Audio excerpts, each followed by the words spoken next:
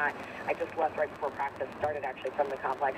Eric Ebron, concerns there with the concussion. He was practicing in a red jersey, so he is progressing in a positive direction for them. But in order to stop, Derrick Henry, the Colts very much need Anthony Walker as healthy as possible, and I think that any of these guys who are battling injury concerns, it's going to take a whole lot to keep them out, given what's at stake on Sunday night, and the fact that now you've thrust this game into prime time, Sunday night football. I mean, the magnitude here, the stakes that there are could not be higher, and the guys are finally not just aware of it, they've been aware the whole time, but they really are vocalizing what they know, what they're playing for, and that they embrace it. They love it. They want this to be what you're doing in December. You want to play meaningful football, and it's been a long time since we've seen a Colts team that's not just playing to try to be 500 on the season. They're really trying to push into a postseason position.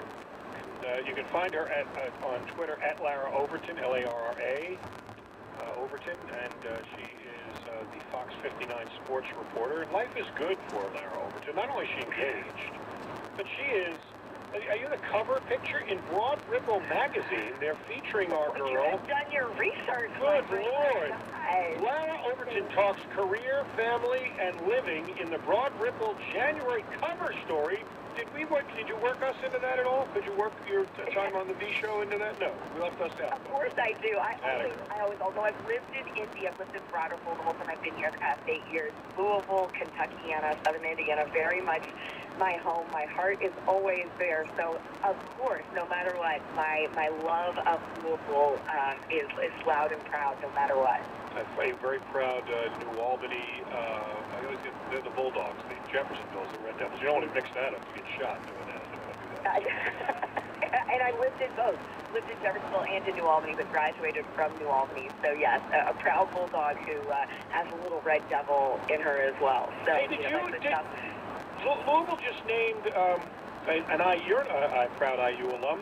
Did you know our guy, the guy they just named as John soccer Michael coach? Hayden, right? Was he there when you were there? He sure was. That was a remarkable era of IU soccer, of Indiana soccer, and the soccer locker room was directly across from our track and field locker room. Oh. So knew a lot of the soccer guys, and oh my gosh, I just saw that right when I was getting into the station today. I saw on Twitter Vince Tyre introducing John Michael Hayden.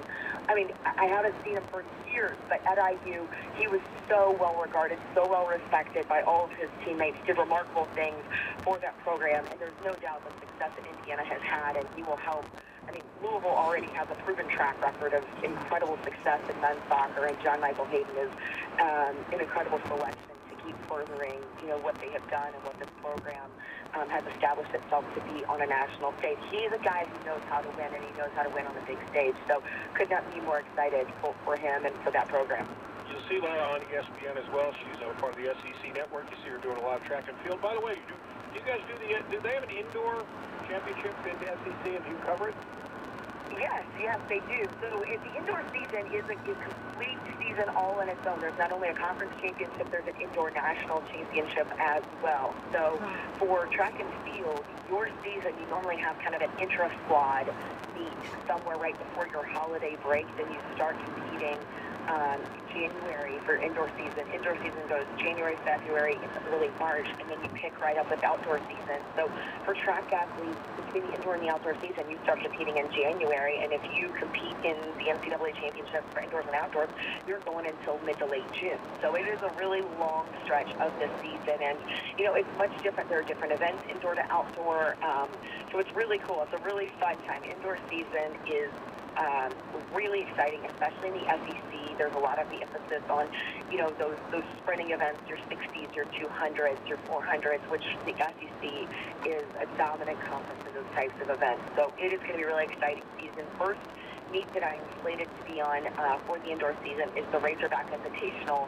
That is late January on SEC Network. That'll be down in Fayetteville, Arkansas. So if there are any, Razorbacks listening that have suggestions on places I need to hit in Fayetteville, let me know, because I'll have 2-3 days down there. And then the SEC Indoor and Outdoor Championships are back in Arkansas. So by the end of the season, I should be very, very familiar down there with the Arkansas campus. So there's a lot of activities on places to go, places to see, places to eat.